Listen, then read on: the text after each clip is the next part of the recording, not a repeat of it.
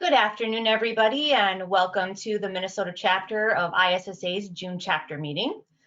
Thank you all for attending today and listening to our presenters. So as part of our announcements, we wanted to share a few details. So first off, we want to talk about some of our open board positions. If any of you are interested in joining our team, we have our marketing director available, our event coordinator, and a technology coordinator. If you're interested in any of these, please feel free to contact us you can email me, renee.moore@mnissa.org, and we'll be happy to talk to you more about them. In addition to that, we have some exciting opportunities coming up where we are moving into our election season.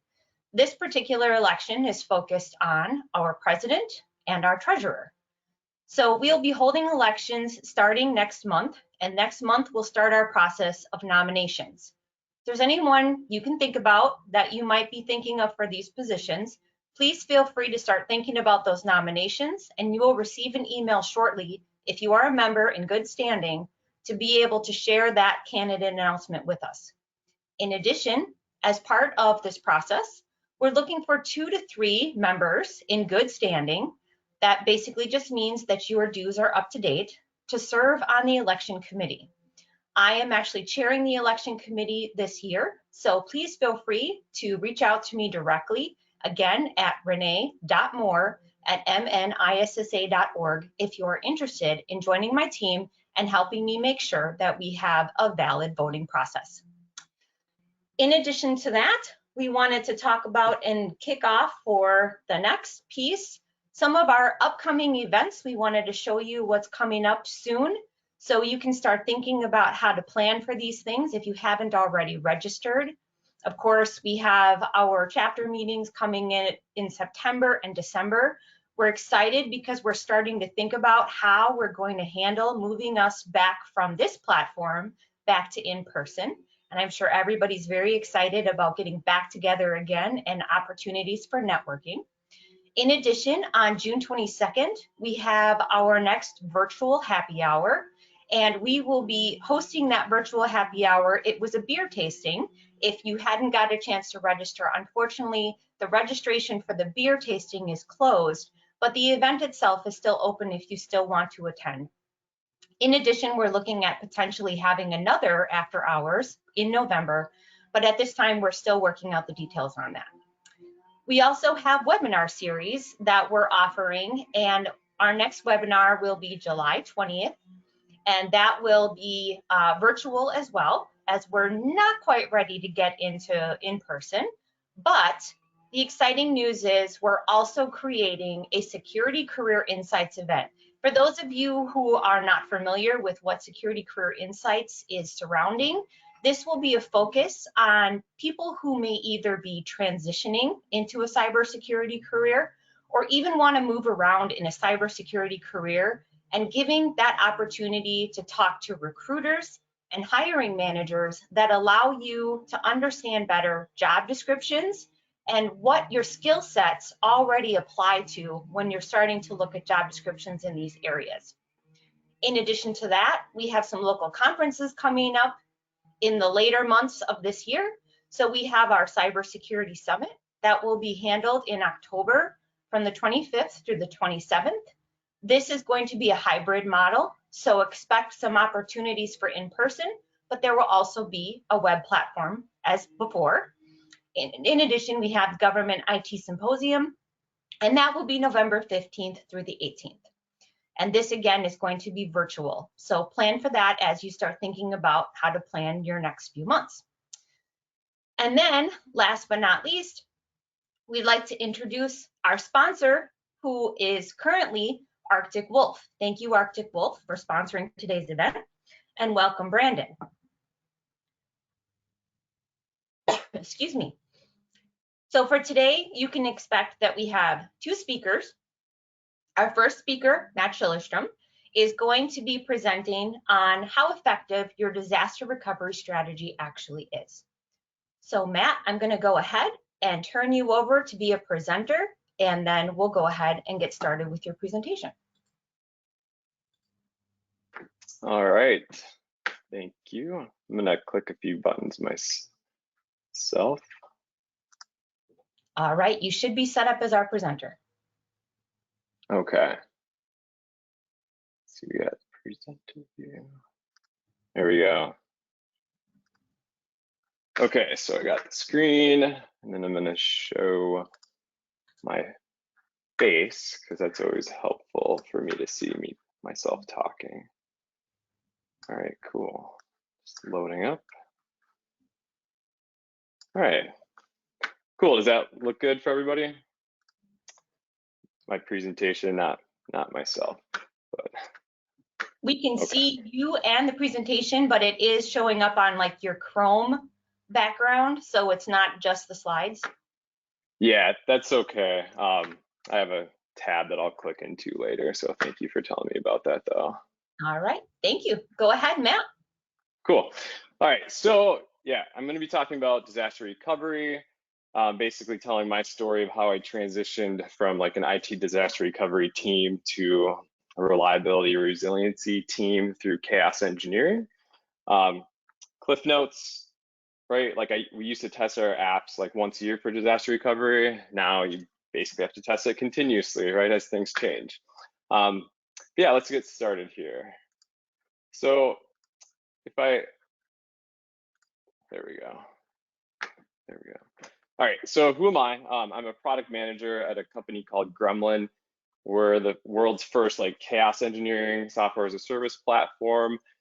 I used to be a customer of Gremlin and then I became an employee. So I'm helping build out the platform, which is pretty cool because I'm so passionate about reliability and just making the internet more reliable. My picture wasn't found as I was building this presentation, so we got a little error code on the right, some humor.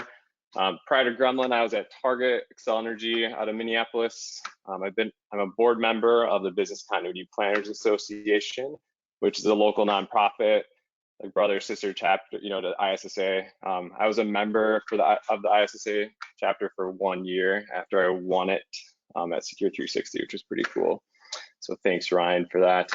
Few years ago. I'm also an organizer of the Twin Cities Chaos Engineering community. So if you want to continue the conversation that we have today, I'd be happy to have you at an event that we host in the coming months.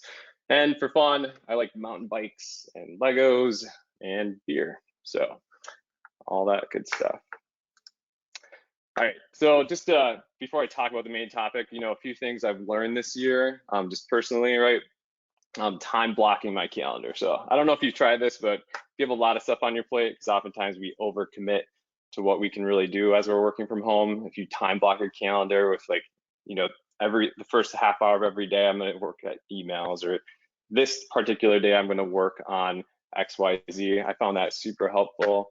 I've actually had an end of day block, so I actually sign out of my computer. If you find yourself working all the time, put an end of day, even a start of day, just to like time box that. Being human on Zoom, I often feel like I put on my Mr. Potato Head smiley face when I'm on Zoom meetings. But you know, when we were in person before, you could always kind of understand like, oh my gosh, my coworker Jason just came to work. He looks super stressed. What happened? But on Zoom, you can't really see that. So like today, kind of nervous. I haven't given a presentation probably in over a year, just with COVID and the like. But I'm excited to be here. This is fun. And then, you know, like this remote but not removed concept. We're all working remote, but like, don't remove yourself. Try to engage and, you know, have fun and, you know, tell jokes and just live through that. And then the last thing I've learned that's been pretty cool is this asynchronous communication. Especially at my company where we have like people on the West Coast and East Coast. If you throw like a Google Doc together with questions, you can like asynchronously communicate on that throughout the day.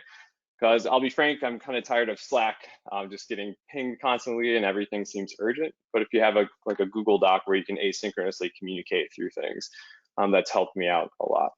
So enough about that and getting into the presentation, but I thought that would kind of humanize the presentation here. Yeah, so like I'm talking to, you know, a security group right now.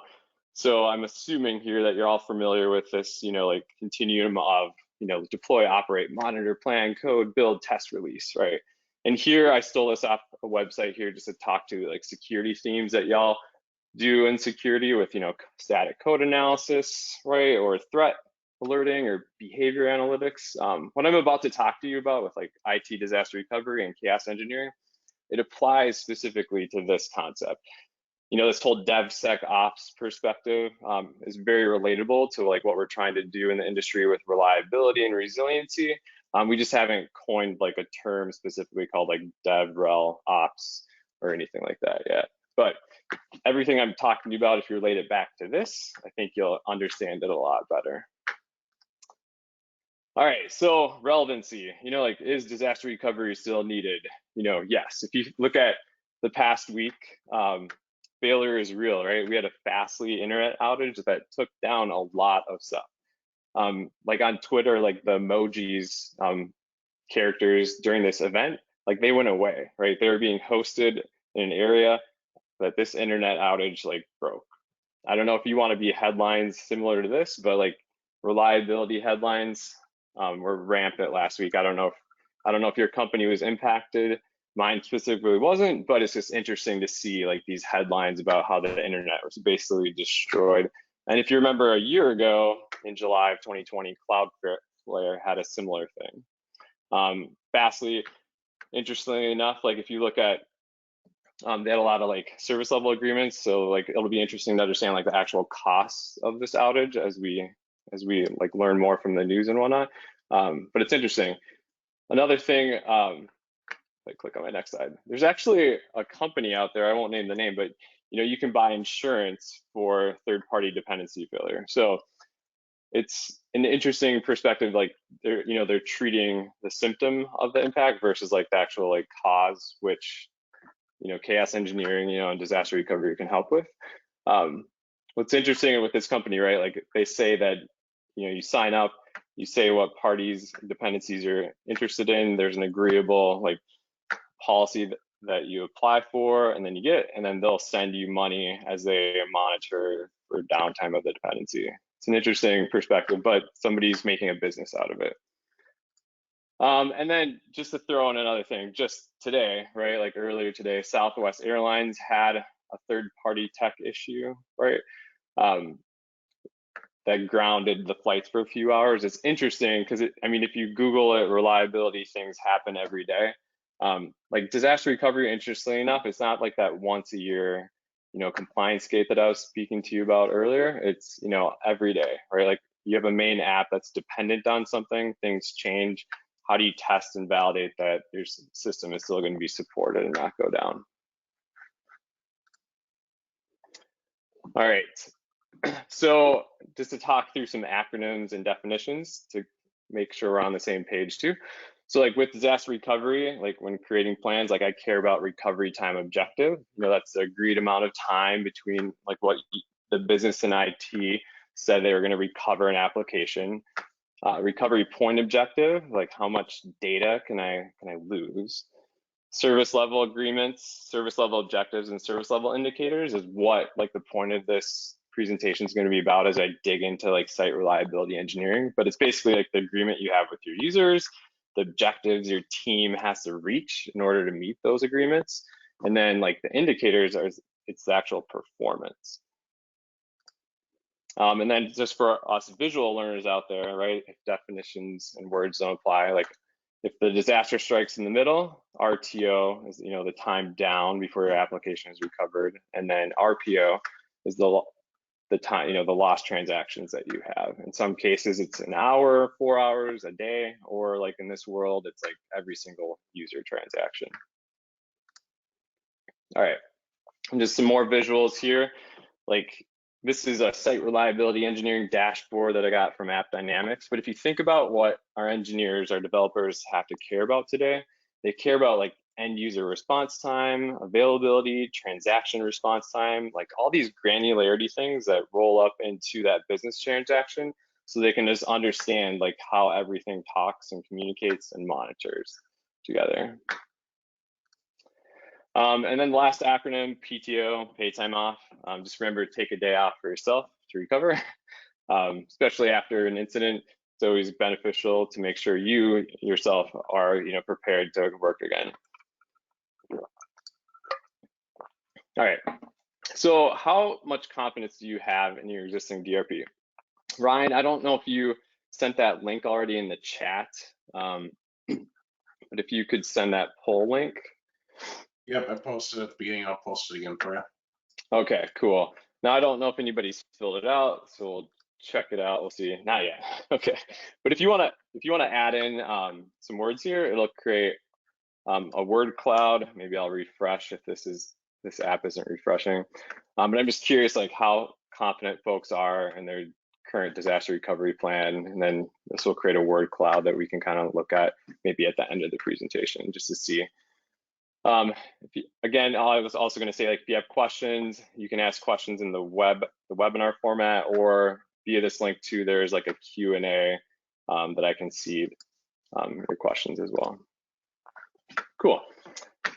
But basically, like my confidence, right? So like when I first started out in IT disaster recovery, I kind of cared about like 2 data centers, and I was pretty confident. We had the once a year compliance gate that we were checking the box and being intelligent for, just failing over. But then, things got growing, right? So now I have like all of these data centers I have to care about. And then it grows even more as we look globally, right? Like at this map, like things get even trickier. And then if you think granularity, like we honestly do care about like every single user, every transaction, that experience, that brand, right? Like I literally just ordered groceries from Shipt through Target before this meeting. It says it's coming in a couple hours. I had a great user experience, but like if I didn't, I would have ordered Instacart through like Cub Foods, so like we do care about like that individual disaster, right, of that user experience. So like, all right, in the beginning, right, why? Like we've had disaster recovery plans for monolithic applications, right? Monolithic applications being, like this. So like I asked my daughter, here's some visuals, right? If we were in person, maybe this would be cuter, but I said, hey, if you building Legos and the description of a monolithic application, like what does it look like? And she built this. I don't know if you can see it well, but it's a Lego, right? It's pretty robust, sturdy, maybe doesn't break, but it does have failure mechanisms in it. And then I said, okay, can you talk, like what does a loosely coupled microservice, application look like? And then she handed me this bag of things, right? So it's kind of interesting I just spilled them everywhere, but having a 9-year-old give perspective with Legos on like what a monolithic application is versus like a microservice. Because most organizations now have moved from monolithic to microservice, but they're still out there too, for sure. So this is kind of what like the complexity of a microservice system looks like. This is considered like the Amazon, Netflix microservice Death Star. Like I don't know how you even like plan for a disaster recovery plan. Like how do you write something down this complex, right? But this is why like chaos engineering got invented, right? So we can kind of pull apart these strands and understand failure points, tipping points, and all that to really learn about how our system interacts. The other things that we're dealing with, right, with disaster recovery plans now too is like agile, right? Like how do you work with agile teams where they have these like rules, right? Like they prioritize individuals over process and tools, working software over documentation, customer and team collaboration over contract negotiations, and like responding to change over following the plan. Like we're in these like 2-week sprints where we're iterating quickly and learning. We create like these MVPs, minimal viable products, or walking skeletons, and then we test it. And then before you know it, it's in production. Countless times in the past in places where I've worked, right? Like sometimes we start with this really cool idea and we're not sure when it's going to go into production per se, but then all of a sudden it's in production and then it's scaled out very quickly. And then before you know it, like we don't have like a disaster recovery plan or that compliance gate got passed. So like we have to understand like how to work with that. We're also working with like DevOps organizations where we're continuously learning, cycling through and changing. So it's like hard to put in like compliance gates, right, where you cause people to slow down. If you think about like that continuum diagram that I showed you at the beginning. Like imagine you're driving a race car and you're trying to go as fast as you can and iterate. But if you put all these gates in throughout the process, like is it going to slow down? Or can you help people like a checkpoint where you're giving them more time? Or can you, like Mario Kart, having like, you know, the warp speed, can you make sure those gates are more like warp speed so they can just like excel through to propel the developer to build and be creative, right? So it's getting more and more complex, you know, to create your disaster recovery plan and test it with all these agile environments and DevOps organizations. So just a quick story by me to set perspective too, because I think one of the hard parts is with disaster recovery plans is like, I was a disaster recovery planner for like monolithic applications. And as I transitioned to microservices, I didn't know what I was talking about. So when I was first interviewing a my customer, I guess, like a coworker, they started telling me about like all their infrastructure, right?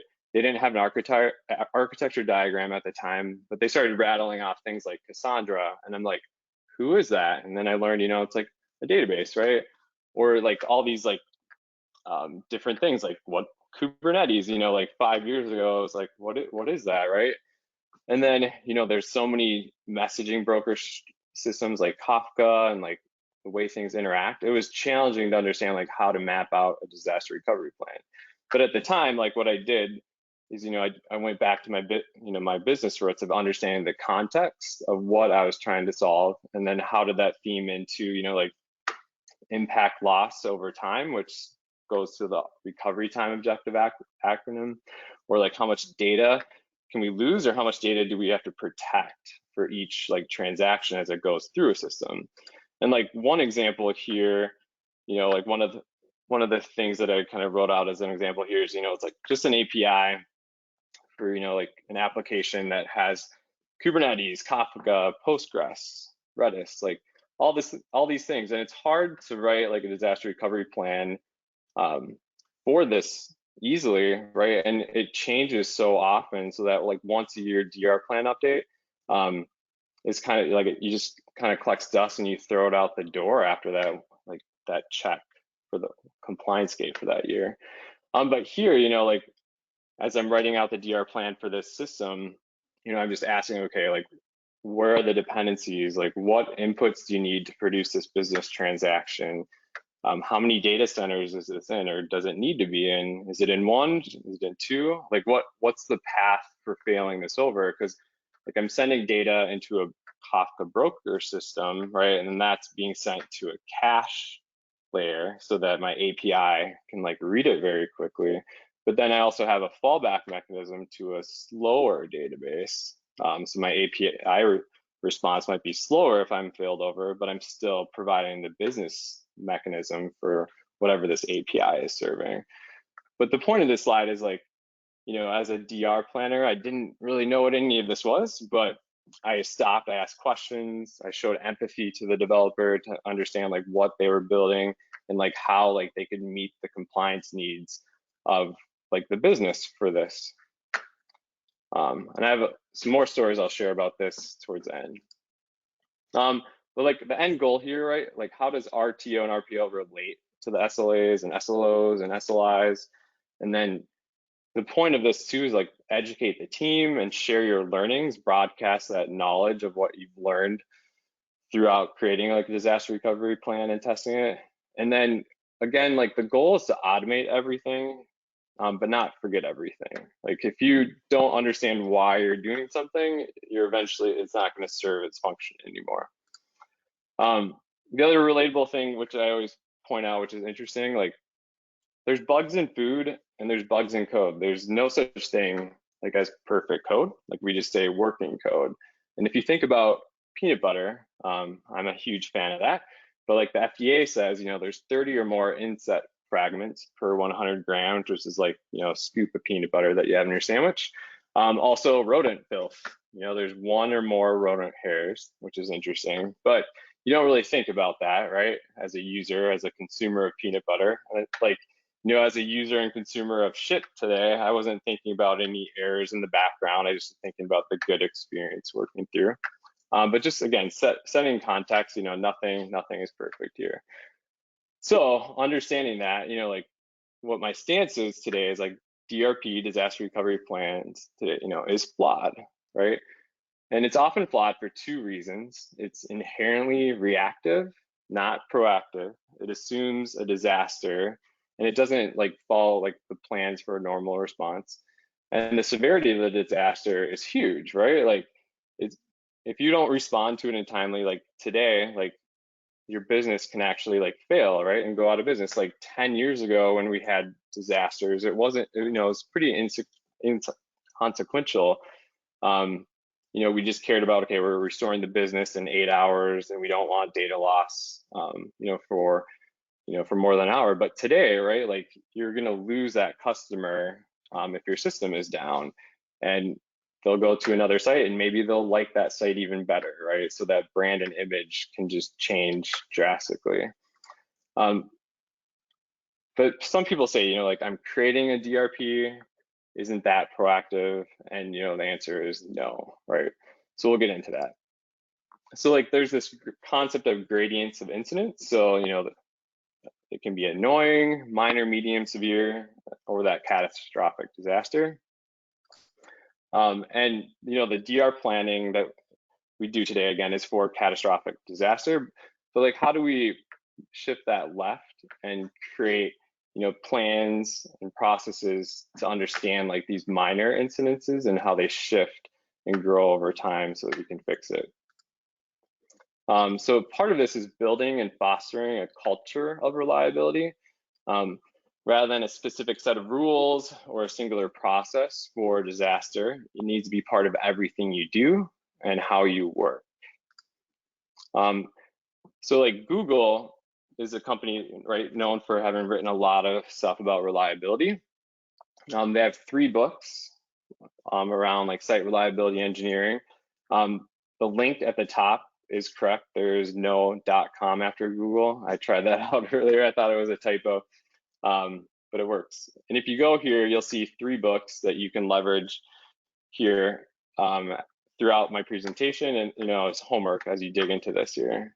But basically, these books teach you about, you know, failure is normal, you know, and these catastrophic events, these black swans, if you will, are very rare. And if you're only planning for that, you're going to miss, you know, the day-to-day business need that your users require. So like speaking about these principles for site reliability engineering and how like it applies to like the new disaster recovery planning and testing we have to do. So first and foremost, like ownership and collaboration, like service teams own their service with like their business, right? They have to own it and collaborate from the ground up. Site reliability engineers are built and embedded in the teams, and they're not like a separate team. So they can help like feel that pain and joy of the system. And there's not really like another like separate DevOps team per se outside of that team, right? Like that one team, that one unit, right, moves forward that service and applies like the principles. The other concept is failure is normal. So nothing is perfect. Everything operates in some state of failure. If you think about, you know, your body, like things in your body are not working well every day. That's kind of a pessimistic way to look at things, but you know, I'm alive, I'm healthy. And your service and your system and your application, there is failure all the time. It's just not exposing it or showing that behavior because like it's been coded well, or hopefully well, to handle those failures over time. The other thing is balance reliability and innovation with attention to customer experience. So just trying to understand, you know, okay, I need to iterate and improve and innovate. I can't always respond to failure. So just kind of accepting that, you know, some failure is normal. And then learning from failure. So like blameless postmortems, which means just, you know, there's no single root cause. There's a lot of things that contributed, and we're all going to think and learn through it. And then third principle is iterate and automate. So small changes reduce risk and are easy to deploy. And then automation helps reduce error and speed up deployment. And then lastly, measure everything. So this is an important one. So you have to measure everything, systems and processes, you know, like the transaction flowing through, which is hard. But there's a gentleman named H. James Harrington that said measurement is the first step that leads to control and eventually to improvement. If you can't measure something, you can't understand it. And if you can't understand it, you can't control it. And if you can't control it, you can't improve it. So these are the 4 principles of site reliability engineering that I've found and learned to be aligned with like disaster recovery principles. What's cool is like Google has created this SRE pyramid. So I'm just going to talk through the stages here and how it applies. But at the bottom, like the base is the monitoring and observability. This is where the service level objectives, indicators, and things like error budgets come from. So again, at a high level, like SLOs are the level of service or performance that you're setting a goal for. And then the SLIs are the specific metrics that make up the goal. And again, these are all new acronyms and definitions that apply to recovery time objective, recovery point objective. So we have to kind of build it in together to understand our system operation.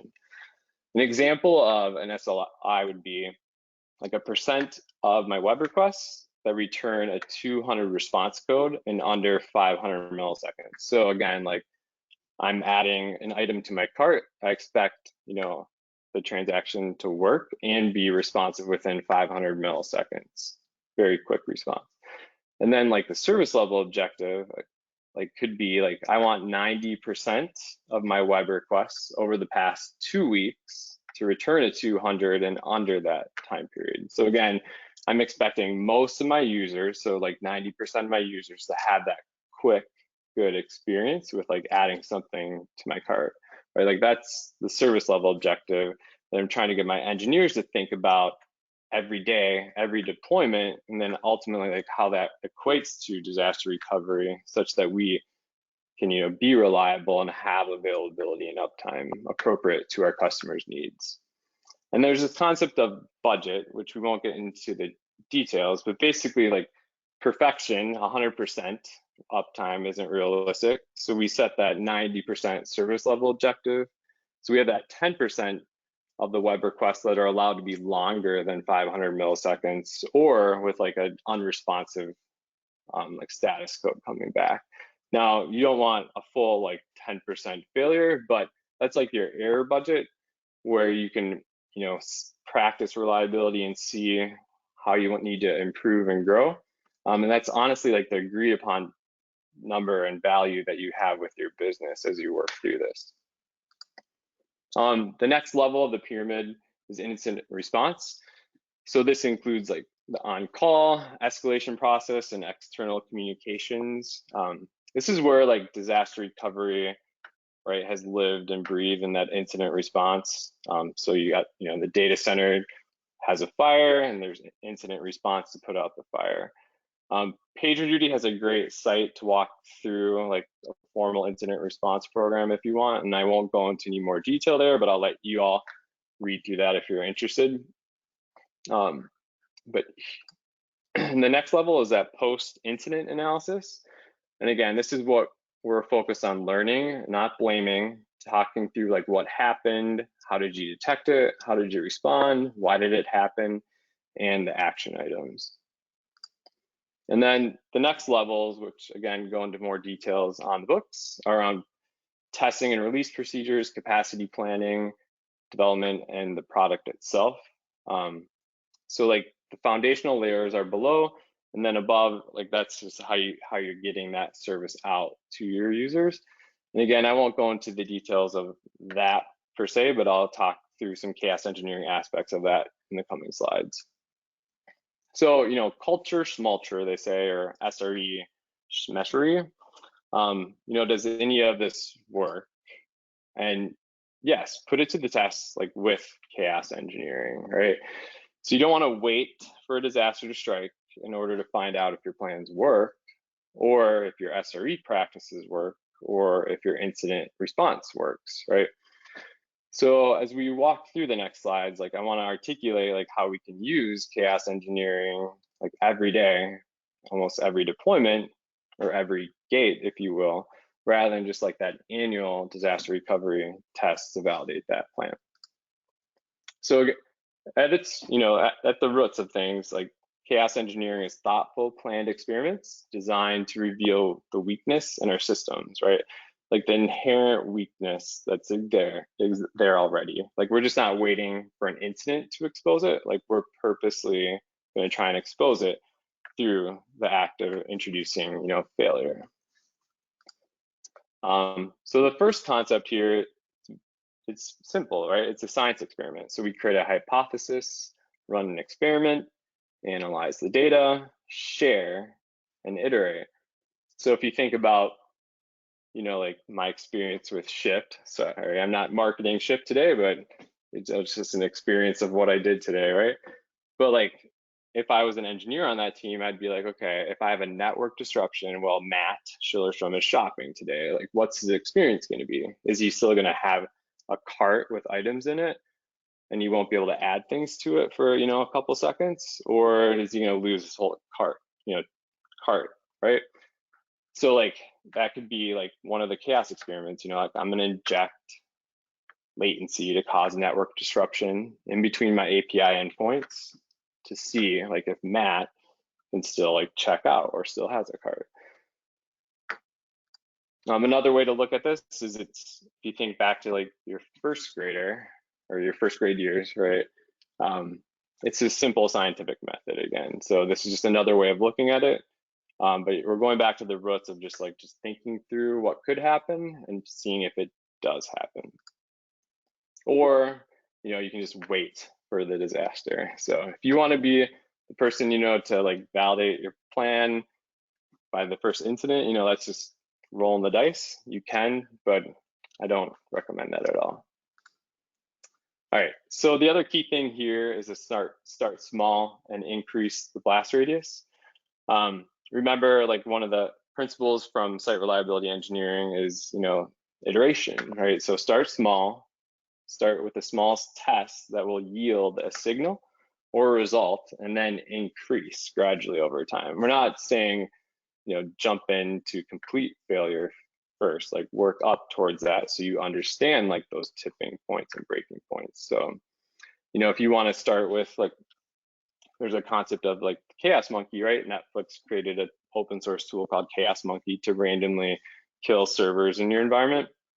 So you can start by killing one server to see if you can withstand that type of outage, and then work up to that by killing multiple servers to see how your system like self-heals or scales or transitions over from like, multiple regions from like a DR perspective. Also, like start in development here. Nobody's asking to go straight to production for testing.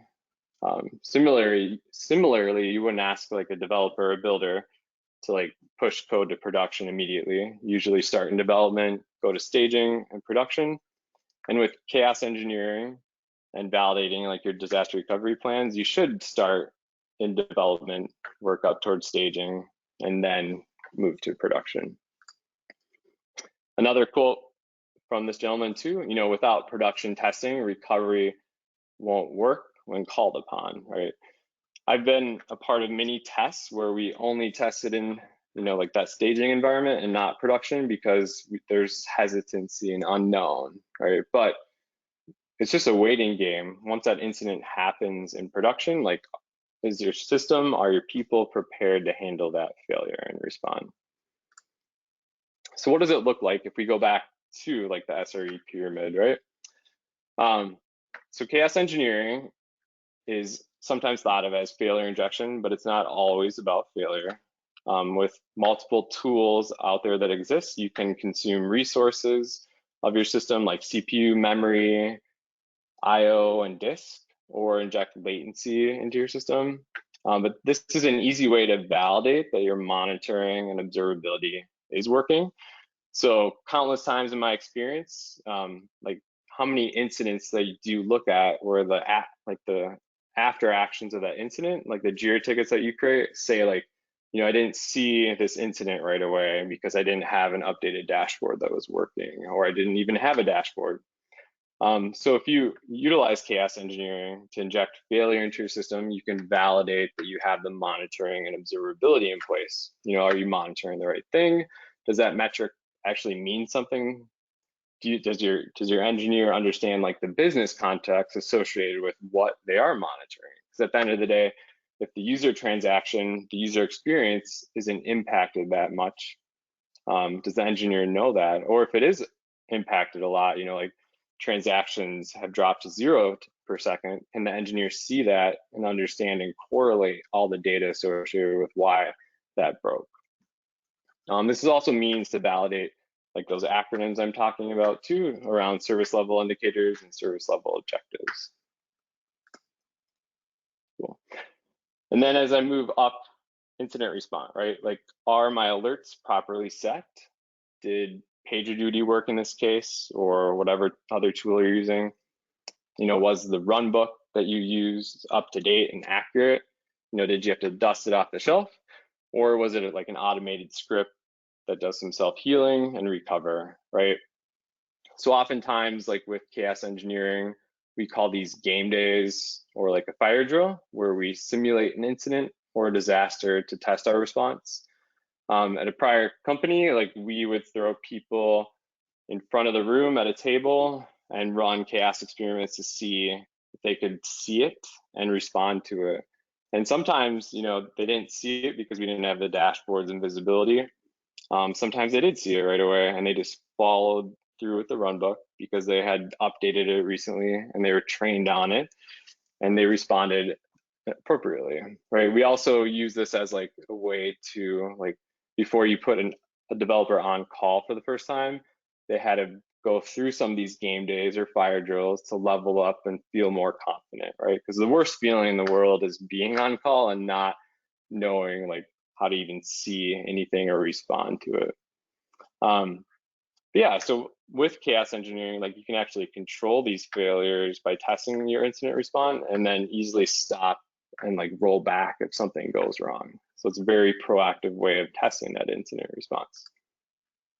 Also with the post-incident analysis, so like the blameless postmortems and whatnot, all those actions that you have to go fix your system, it's not just about breaking them, it's about fixing it, right? Like, how do you prove that you fixed it, right? So go rerun, those chaos experiments to validate that what you fixed is actually working and functional. And sometimes, again, if you think back to that blast radius concept, if you had a smaller incident and you fixed it, maybe blow up that incident a little bit more, expand the blast radius to make sure that your fix, can scale through as failure increases.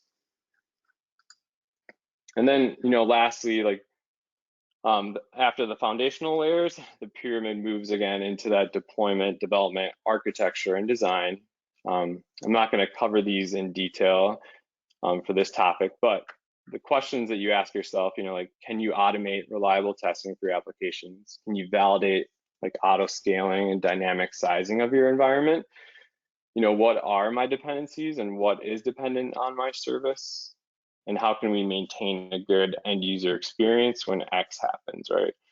Like oftentimes business leaders say, like I want, maybe they don't say this all the time, but they want 3 nines of availability or 4 nines. Like their leadership expectation to the engineering team is I just want my service to be up. I want good experience, but they're not going to tell you like how to do it. But leveraging like these SRE principles and what I've talked about with chaos engineering, this is like how engineers can be enabled to do that, to meet those needs and requirements. But, so really, does it work? I'm not sure how many of y'all have practiced chaos engineering or heard about it, but the short answer is it does work, and it works very well. There are a lot of tools out there, open source tools or paid, depending on what you need. But everything out there can be leveraged and surfaced to learn, right? So depending on what scale you need to use, you can pick a tool and try it out and configure it, learn and iterate and kind of move through. Kind of going through some of my examples here, back to that architecture diagram, right? Like generically speaking, if I have this application with the API, right? Like, again, once a year, maybe we do that failover from one data center to the other, right? Like, maybe that's good enough. But what I would argue is, quarterly, you could do, like, if you're in AWS or another cloud provider or on-prem, right? Like, you can do these events where you're failing over from zones and regions, to practice that, like, true IT disaster recovery. But also, like, each deployment, or each change, right? Like, or whatever frequency is agreeable with your business and compliance, you can inject like latency after deployments to see if any configuration items have drifted. So like in the code, there's things called like circuit breakers and timeouts and retry logic. Things can change as the behavior of your system changes, right? So if you can introduce like network disruptions into each point within your architecture diagram, and then see how your system responds, validate your observability and monitoring, validate your incident response. Like all these things can basically validate almost daily, right? Or per deployment as you automate the injection of that failure into your like pipeline that you have. Again, very relatable to any of the best practices for security. The other thing, as I wrap up and finish here before we get into some questions, as we're approaching 40 minutes. Here, I took this example from Intellex. I thought they did a very nice job kind of showing like the whole DevOps path and workflow of respond and plan, code, test, deploy, operate. And then they wrap it with chaos engineering, right? So these are all things that you can do, to improve and validate the reliability of your service all the time, right? So like here they articulate, make sure your documentation is up to date, right? We talked about that. Or like performance, like if your system has high latency, how is it going to respond? If your system has memory leaks, as you inject like memory failure into your system, can it properly handle those errors? Have you tuned all your timeout settings and configuration in your code? Like, let's validate that by purposely putting in some network disruption. Like continuous deployment, like, are there any dependencies that I rely on that if they fail, like it's going to break my pipeline? Also, just, again, the monitoring that we talked about, like, are there insufficient metrics for your organization, for your developer to respond to and learn from so they know how to heal and recover from the incident? And then also like the network providers, CDNs, right? At the beginning of the presentation, I had that example from Fastly last week where their content delivery network broke, right? And a lot of services out there did not handle that failure. They did not gracefully degrade, like they failed. So this is a good high-level example of like what you can do, not necessarily like how, but again, if you're talking to your leaders and you're saying like, hey, how can I protect production? These are all things you can do with chaos engineering to protect production. Another thing I'm going to call out here, so level up your team, don't replace them. Back in the day when I was transitioning through all this learning, I'm like, oh, I don't know if I'm the right person to do this. Like maybe I should find a different job. But through, the principles of DevOps and Agile, like I was empowered to learn and grow. This is a job description that I found out there. The first sentence and third sentence, I really like, right? Like create a workforce transformation to reduce the business impact of technology-related failures. That's great. And like the last sentence, like focus on the business line and product instead of a specific technology domain, right? Like empower, the developer and the team, like the product team, to understand the business, make decisions, own it, care about it. Now the middle sentence where it talks about like legacy model, the team lacks skills and capabilities. Like if you find yourself in that position, just understand like utilizing DevOps and Agile, that's like how you grow, right? Continue to learn, iterate. Like don't feel like you can't do what I've talked about in this. I know this is like a complex like path if this is the first time you're hearing about with chaos engineering, but there's ways to learn, grow, and iterate. A few sayings here. Again, so if you strive for perfection, like you won't reach your customer's intention. Again, like I'm a customer and I'm buying like a thing, right? And if the system is down, like maybe I won't buy it. And for short-lived products like milk, grocery, like maybe that's okay if I like can't buy it at this site today. Maybe I'll buy it tomorrow. But for long-lived products like say banking accounts, like if I'm a customer and I'm trying to create a banking account on this site, and I can't, maybe I'll go and I'll lose that customer forever. So the thing to matter here is like you don't need to strive for perfection. Through iteration, you'll get closer to that perfection, but perfection is not the goal here. Also, like this is another saying I like to have on my back pocket. Andy Stanley has a leadership podcast out there, but he says, if you don't know why it's working when it's working, you won't know how to fix it when it breaks, right? Like it's the whole thing with chaos engineering is, purposely injecting that failure so you understand how your system works. I don't know how many times I've built something and it works and I'm like, hey, this is great. But then I find out later on that it fails because I assumed something was going to work and it didn't work that way. So just put that, on your list of quotes if you're trying to prove out like why your company should do chaos engineering. And then, as your service is consumed or, is being consumed, don't assume it's going to still work the same way it did before. Like every deployment, every change can potentially blow up your system. So you'll need to continuously make adjustments and adapt to those changes. And that's why those SRE principles are so important, because again, that service level objective, you own that with the business, and those are your agreed upon terms and conditions, right? So you'll continuously have to adjust levers as you work through the iterations of reliability. And then, so build and foster a culture of reliability and verify it with chaos engineering. So this is kind of the saying that we always have, foster that culture of reliability in your organization and then verify it with the practice of chaos engineering. And like, lastly, I'll end with this card that I had created a while ago. But basically, like my leader will blank if I tell her we're doing chaos engineering. Like the point of this like Cards Against Humanity theme slide is just to say like, you don't want your leader to be scared when you say that. You want them to be proud and understand like why, right? So if you ever find yourself, with the hesitancy to do chaos engineering, just think back to all these guiding principles of like why we're doing it. And I think, nobody will be scared for that. And yeah, so thanks for listening. I appreciate the last 45 minutes here.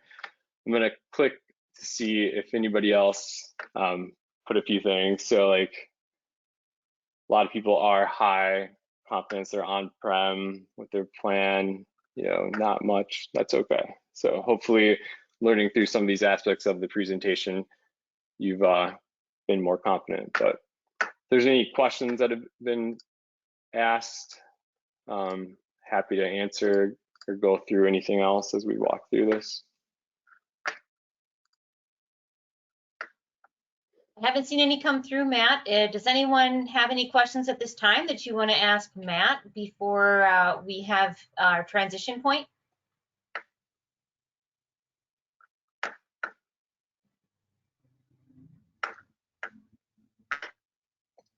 Okay, I hear silence. Oh, wait, I got one. Here we go. Can you elaborate on the async communications? From the beginning? Yes. Yeah, so like, maybe I didn't explain that well. But basically what I meant by the asynchronous communication, outside of the whole chaos engineering was, like with all these time zones that affect us and working remotely, like it's just hard to communicate sometimes unless you're following like a JIRA ticket, like in a ticketed transaction. But, if you're working on a project and you just throw in questions and answers, you can really enable your team to post things like in a Google Doc asynchronously. So like, for example, for me, as a product manager, like I'm working with East Coasters and West Coasters, so the time zone's quite different. So like oftentimes the East Coasters might put stuff in a doc like this so that, once I sign on, I can see what their priority, what they care about. Or like when I sign off for the day, like at 5 p.m. Central, my West Coasters are still online till like 7 p.m. Central, right? So then they put in, feedback and notes so that when I come in the next morning, I can like see what they have questions on and kind of prioritize my day just to kind of have that full like working style. So it's really been beneficial from the stance of productivity, but also just like I haven't felt like I had to like check Slack at 7 o'clock at night to see if my coworkers on the West Coast were blocked on anything. Hopefully that helps, but feel free to ask clarification questions. I was also going to say this is a plug for like the meetup group that I help organize. We haven't met in a while just with COVID because we were a very tight-knit in-person group, but hoping to start that up again.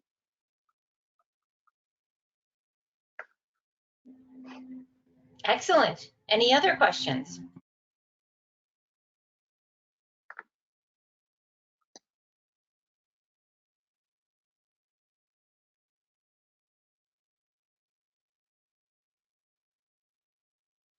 Going once?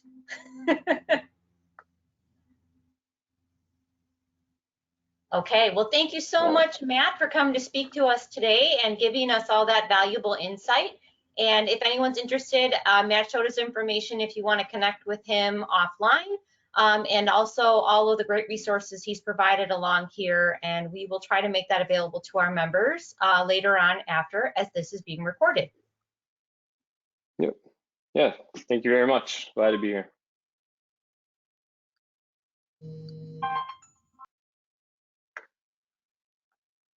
Okay, so now we're going to move on to the portion where we actually get a chance to spotlight one of our sponsors. Today is going to be Arctic Wolf, and we have Brandon Tichita from Arctic Wolf ready to talk to us about your products. Brandon, would you like to go ahead and get started? Yes, I would. Let me see if I can get my screen shared out. Are you seeing my presentation, Renee? Yes, we are. We're seeing your, it's your Chrome version, just so you know. Yep, perfect. Allows me to have 2 screens and whatever I want on the second one. So you still see the Wolf eye, right? Yes. Awesome. Cool. Well, yeah, I appreciate the time today, letting me speak to you all about Arctic Wolf. So I'm Brandon Cheetah. I'm the SC director for the pre-sales system engineering team based here in St. Louis Park. Been about a year with Arctic Wolf, but about 15 years in the industry. So probably have worked with a handful of you in some capacity or another. So yeah, Arctic Wolf, we were founded in 2012. You may have seen our billboards around the Twin Cities, or a bunch of weirdos howling on LinkedIn. That's us. We specialize in security operations, delivered as a concierge service. I have about 2,500 customers today, growing quite fast. In fact, I started in April of last year. I was employee 350, and fast forward 14 months, we're now pushing over 900 employees. The really cool thing is a big chunk of those jobs have been created here right in the Twin Cities. We moved our headquarters from Sunnyvale, California to Eden Prairie, just off of Flying Cloud Drive. So it's been pretty cool to be a part of that with that transition happening here, and growing a bit more because we're standing up a SOC right here as well. So yeah, getting to what we do, right? So our goal here at Arctic Wolf, and it's a pretty lofty one, is to end cyber risk. So very simply, risk is calculated as a combination of the impact of an incident and the likelihood of that incident occurring, right? You put those two things together and you come up with cyber risk. So here at Arctic Wolf, we look to tackle both sides of the equation. So starting with the left side, kind of common knowledge that no solution is going to be 100% effective at preventing attacks, and with the dwell time of around 200 days. It's for that reason that we make a managed detection and response product as kind of our flagship offering. It's what we've been doing since we started in 2012. So how does MDR kind of tackle the impact of an incident?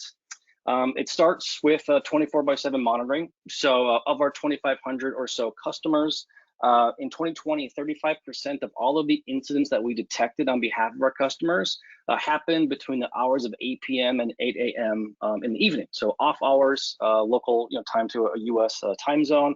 So most of our, most organizations out there do not have a 24/7 SOC. So when things are happening overnight, that's obviously a bad thing if you're not watching. Really germane to what we do also is broad visibility. So, you can't detect what you can't see, right? So we collect much more than just like endpoint telemetry or network telemetry. We're ingesting and analyzing, all of your authentication logs, Active Directory, Azure AD, MFA, DNS, your infrastructure as a service, Office 365. If you're going to deliver good security operations, you got to be able to ingest it all, right? And we do that by remaining vendor agnostic. So you don't have to have a specific tool. You don't have to have a specific EDR or firewall, for example. We're able to ingest pretty much anything our customers have, where we have a parser built out for it and are able to investigate and analyze the logs that are sent to us. Those clouds do get sent to, or those logs get sent to our purpose-built backend. So we made it from the ground up to deliver our service. So we centralize all the logs from your environment into our cloud backend, where we perform analysis and investigations. So this includes an analysis pipeline that leverages, threat intel, threat hunting, machine learning, anomaly detection, basically all the buzzwords. But one of the most critical aspects of our backend is the army of really highly trained and security certified triage analysts that investigate every single incident that our platform kicks up to ensure that only true positives get ticketed out to our customers, where we then work with them to remediate any issue. So speaking of which, we can definitely take some mitigation actions on behalf of our customers in the form of managed containment. So we can both lock down a server or an endpoint given appropriate escalation agreements. And we also can, what we do with pretty much every one of our instances, work directly with our customers to fully remediate the issue at hand, and that's just all part of the service. No additional IR hours or caps or anything like that. Now, we're obviously cognizant to the fact that it would be a better world if incidents didn't occur in the first place. So having a focus on reducing the likelihood of an incident is also super critical, and that's what we do with our managed risk product. So here we're talking and focusing on vulnerability management. So external, internal, host-based, making sure we're prioritizing the right vulnerabilities and getting them mitigated in very quick order. We're also reducing the attack surface further by doing both host and cloud hardening. So mapping to CIS benchmarks, for example, on the operating systems, and we have a cloud security posture management element to manage risk, where we look at your AWS and Azure and GCP configurations, and then point out where you might not be in best practices. So if you were to believe Gartner, 95% of all cloud breaches are a result of a misconfiguration. Very complex, it's relatively new. So we're able to kind of further reduce that attack surface. And then last but not least, we're also providing account takeover and dark web scanning. So ensuring that credentials of our customers aren't being bought and sold on the dark web, the torrent networks, and basically just out there in plain text. The Colonial Pipeline intrusion was legit, was that, right? They had legitimate credentials and no VPN. So being able to get ahead of something like that is obviously important as well. Now, layered on top of our actual products or services, so to speak, is really the most unique aspect to Arctic Wolf, and it's how we deliver our services and how we engage with our customers. And it's with the concierge security team. So each customer is assigned at least 2 concierge security engineers. This is in addition to the hundreds of triage analysts we have working on the back end to do kind of the day-to-day tactical detection, investigation, and remediation. So these concierge security team members meet with our customers on a regular basis. So it might be monthly, bi-monthly, kind of depends, what the customer needs. And it's all about strategic guidance. So whether it be taking a look at past incidents and making some recommendations on how it might have been prevented in the future, program improvement by doing things like deep dives on your backup and recovery process, Active Directory, or AWS configuration, and this is all just included as part of becoming an Arctic Wolf customer. So we're handling both just the basic blocking and tackling, but also a strategic partner to our customers. So in a nutshell, if you can do tactical reduction of the impact and likelihood of incidents occurring, that's how we believe we help end cyber risk.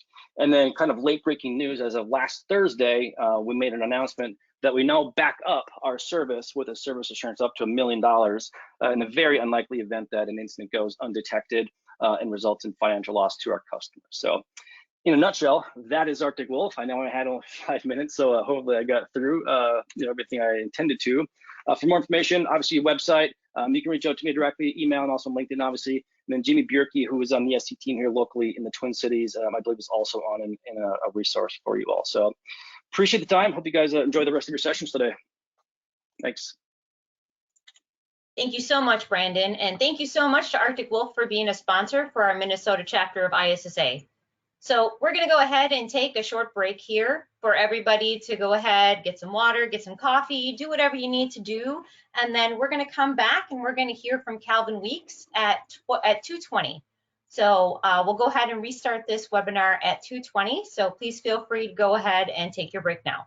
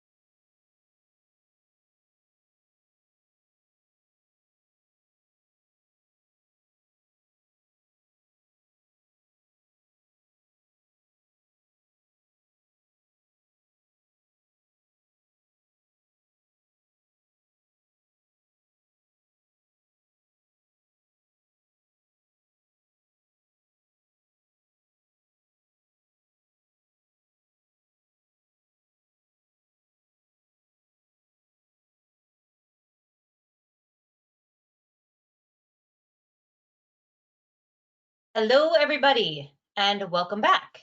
Hopefully everybody got a chance to get out of your chair and stretch, get the beverage of your choice, and is ready and excited to hear from our second speaker, Calvin Weeks, who is going to talk to us today about, as you can see on your screen, cybersecurity after SolarWinds Orion. Would you like to go ahead and get started, Calvin?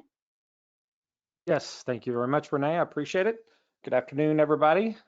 Thank you for allowing me to come and speak to you today, and hopefully, we can wrap this up and I can give you a little bit to think about as you go on and go back to work or go home. All right, so cybersecurity after the SolarWinds Orion. This is something that I've kind of dealt with my entire career. It sounds like, well, wait a minute, the SolarWinds is kind of brand new. Well, there's some new aspects of this that has been around for quite some time. We're just looking at it a little differently.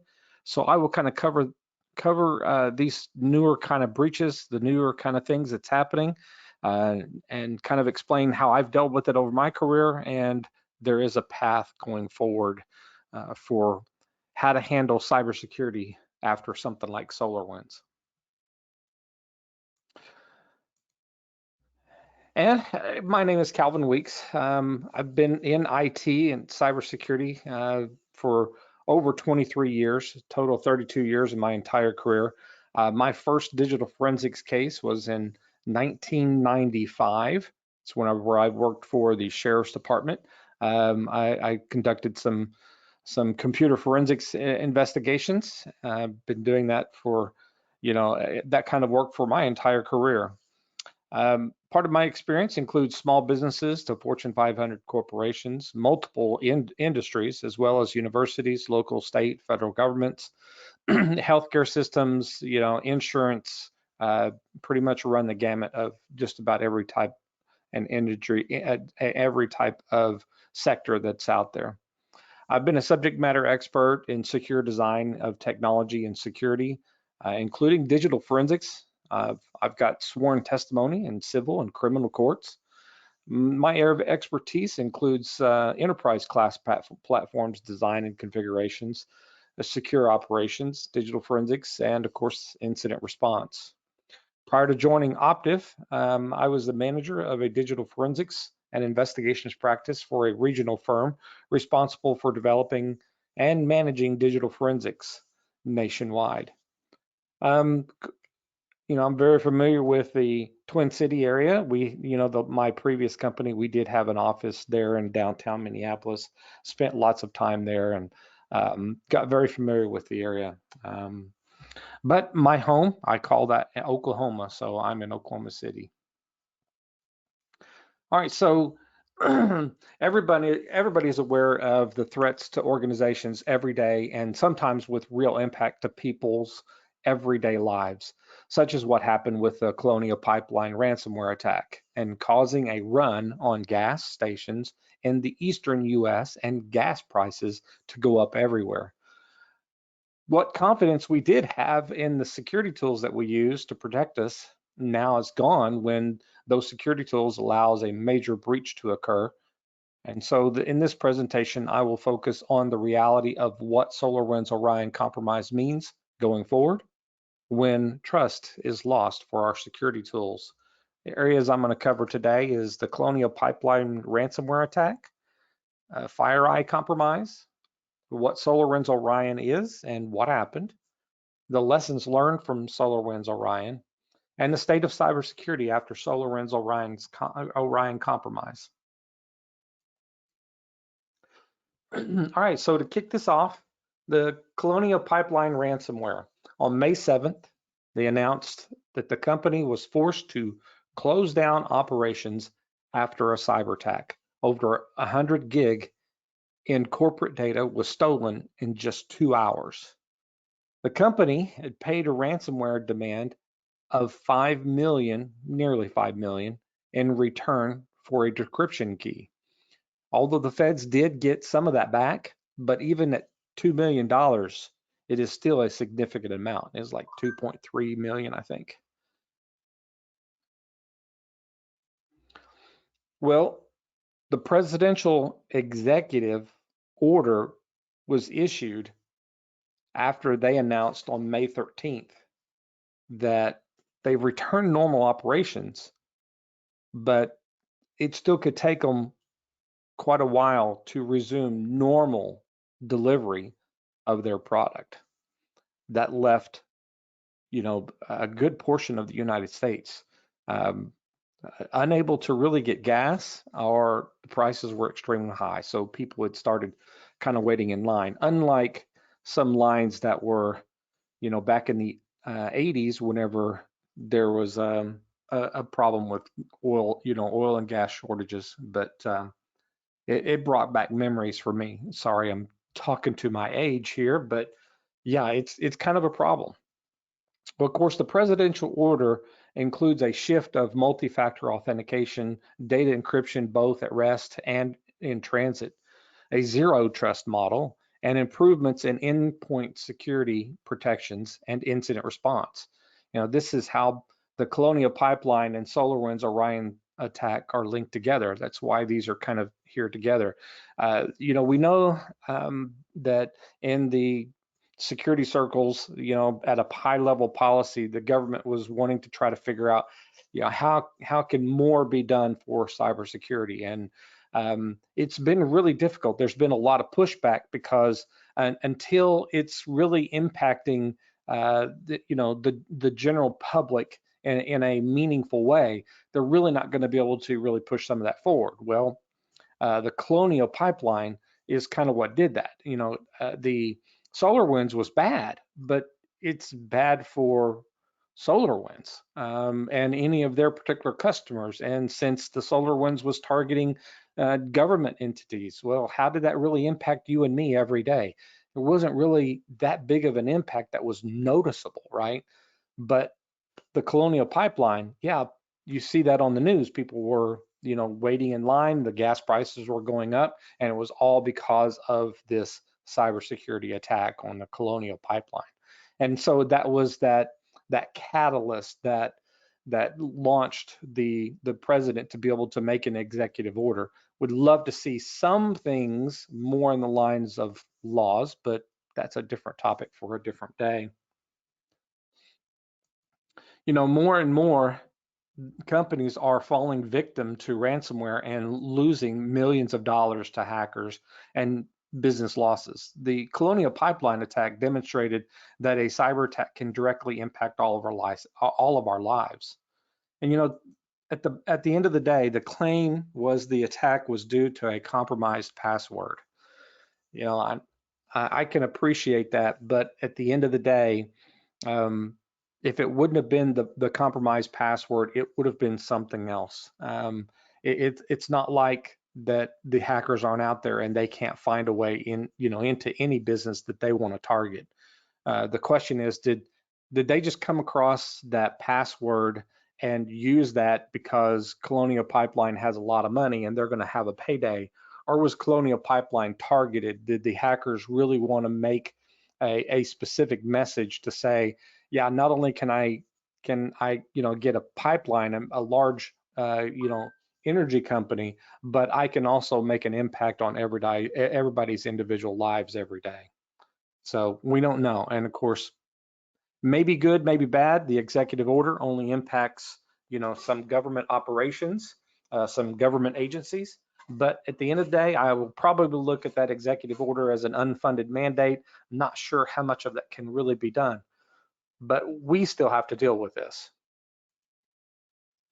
So what about the FireEye compromise? So on December 8th, FireEye CEO Kevin Mandia publicly announced a hack, right? That FireEye had been hacked. He alerted the public that, of course, it was SolarWinds, and that was the source of the compromise. I watched that. He really didn't throw SolarWinds under the bus, just made a declarative statement, basically saying that it was about FireEye. FireEye was compromised. Well, from that point forward, publicly, it was SolarWinds Orion hack and not the FireEye hack. The impact to FireEye, well, on December 31st, FireEye's sales jumped 5.3% overall. The related services, meaning services related to, SolarWinds Orion monitoring, they dropped 8.3%.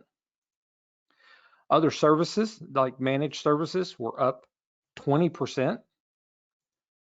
And professional services were up 15.4%. This was after the announcement that FireEye, one of the leading cybersecurity firms in the United States today, they were hacked. You would think that that would be a resume generating event, but evidently not. So the perfect example of do as I say and as I do. You got to give it to Kevin Mandia for coming out and doing exactly the best practices I know that they follow as well as Optiv. You've got to do some kind of announcements. Now that's pretty bold to do it the way that Kevin did that.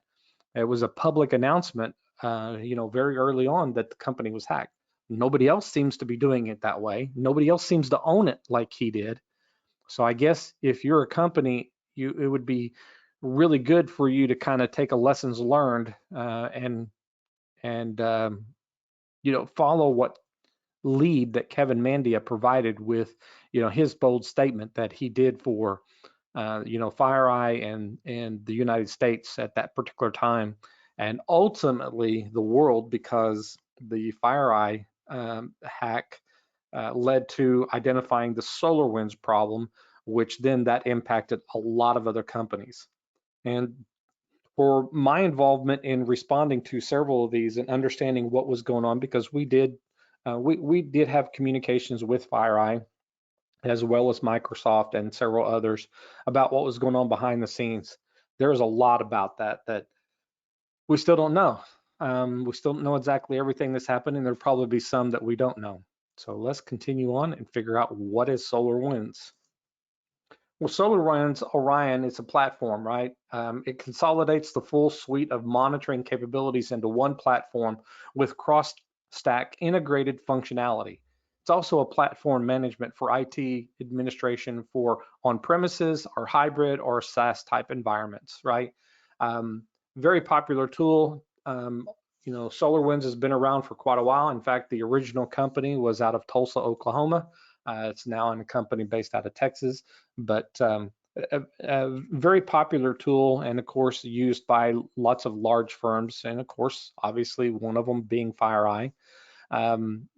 And of course, a lot of government agencies use this particular platform to be able to monitor and manage some of their networks and their security products. So, good tool. So what happened? Well, in September 9th of 2019, a hacker accessed SolarWinds. Of course, nobody knew it at this time. On the 12th of that same year, on September 12th, the hacker injects test code and begins trial runs. On November 4th of 2019, test code injects, and the injections, they end. So then it was in February 20th of 2020, Sunburst compiled and deployed, right? So the hackers actually did their serious damage in February of 2020. On 3/26, hotfix DLLs were available to customers. That was from SolarWinds. Those hotfix DLLs actually contained the vulnerability that was placed in there by, called Sunburst, and that was distributed to all of the customers from SolarWinds. There was a few customers that did not follow security best practices, did not get the hotfixes installed, and then believe it or not, they were not hit with this particular attack. Sure does send the wrong message to, well, maybe we shouldn't install patches as fast as what we should, right? Not sure that's a good practice, but it sure did help in this particular situation for those that did not install the hotfixes that were released in March of 2020. By June 4th of 2020, the hacker removes the malware from builds in the VMs, right, the virtual machines. By December of 2020, SolarWinds notified of sunburst. And of course, that was through and by Kevin Mandia and his announcements that he did in December. SolarWinds notifies shareholders and customers on the 14th, 2 days later. Of course, they did not do as quite a good a job at publicly announcing. On 12/15 of 2020, SolarWinds releases a software fix. And of course, a lot of people were a little bit more reluctant to just blindly do that. But of course, some people had no choice. On the 17th, US CERT alert was issued. And on January 11th of 2021, new findings related to Sunspot released. Is still going on. That investigation is still going on to this day. And since the intended target was the United States government, on April 15th of 2021, the US government attributes this activity to the Russian Foreign Intelligence Services, SVR. And it's still an ongoing threat to the United States and still a concern. But obviously everybody's still calling it the SolarWinds attack. Sure would hate to be SolarWinds at this point, but at the same time, it is a good product. Hopefully they'll be able to withstand the scrutiny, the public scrutiny, a lot better. Obviously they're not doing as well as FireEye, but at least they haven't gone out of business yet. So what? Who cares? How does this affect you? Hackers had full command and control directly into your network and most likely your Active Directory. That's why Microsoft was involved, because there was exploits directly into Active Directory with SolarWinds deployed that most likely it received its authentication through Active Directory, and that's how that was facilitated. Nothing could detect the activity. This is one of the problems that FireEye, had talked about and distributed privately behind channels, is that when they went back and looked at logs and all of the sources that they had available to them, which was a lot, so a lot of other security products were not able to detect any activity at all. So very, very dangerous exploit. At the time, no one knew for sure how far or how deep or what products were affected. So, there was discussion of Orion, but SolarWinds has a lot of other products. So it was not sure how far and how deep that went within the SolarWinds line of products. But then there was some question over, the Active Directory, some of the stuff that was being seen there, when it was unclear as to, is it affecting other products besides just SolarWinds? A patch that was supposed to fix the problems caused your worst nightmare, right? That original patch that actually infected the SolarWinds, that's a totally different level. So this wasn't a vulnerability that already existed in the SolarWinds. The attack was upline. So how does that impact everything else? How does that impact any of the patching that you do now, right? It could be a knee-jerk reaction to say, well, how can you trust anybody's patching and updates anymore, right? It does cause a problem. Confidence hit a new low for cybersecurity products in general, right?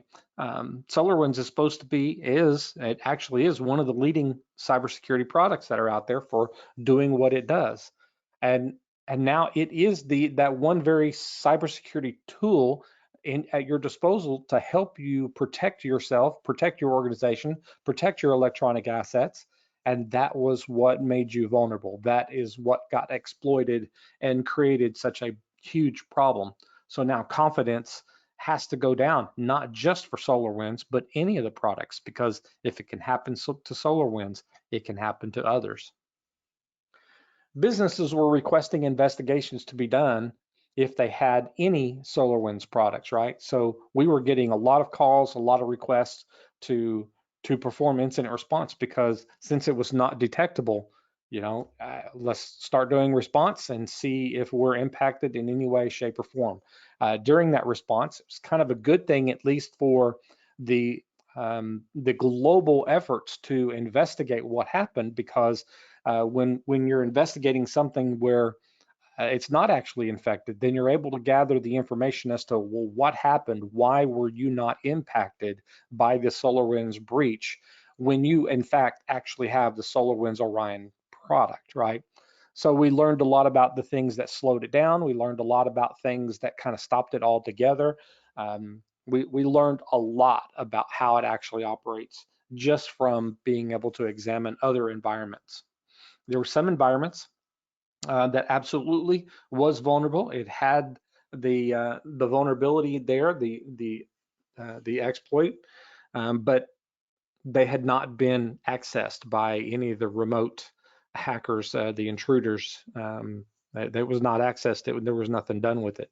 And that was attributed to probably because they were just not high on the radar. They were a smaller company, an unknown company, nothing that stood out from them that had a high available assets or high US interest or anything of that nature, right? Because again, the original intended target was the US government and not individual companies. However, there were some companies, especially when some of the information started getting out about what this attack was and how it was there, then other hackers kind of jumped on the bandwagon and started going after the SolarWinds and finding and exploiting the vulnerabilities in anybody that they could find that was using and running that product and was available to the public.